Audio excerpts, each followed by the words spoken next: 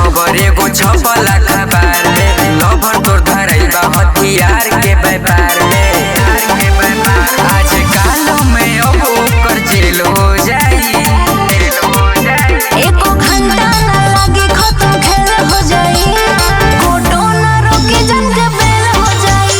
एको घंटा ना लागी खत्म खेल हो जाई, कोटो ना रोके जंग बेल हो जाई।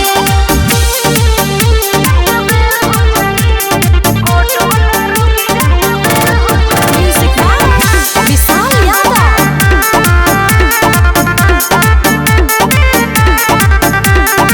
बड़ी गुमान रहे तोरा रे यार पे, जाके अपडेट करिए थाना के द्वार पे। सपना देखो तारे कहते हो जाग के, जेल में बंद नहीं कोई जाला बाग के। बड़ी गुमान रहे तोरा रे यार पे, जाके अपडेट करिए थाना के द्वार पे।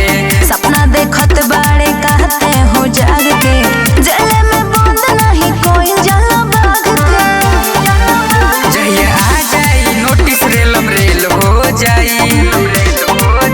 एको घंटा ना लागे खत्म खेल हो जाई, कोटो ना रोके जंग बेल हो जाई।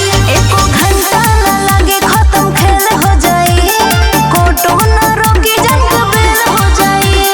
कोटो ना रोके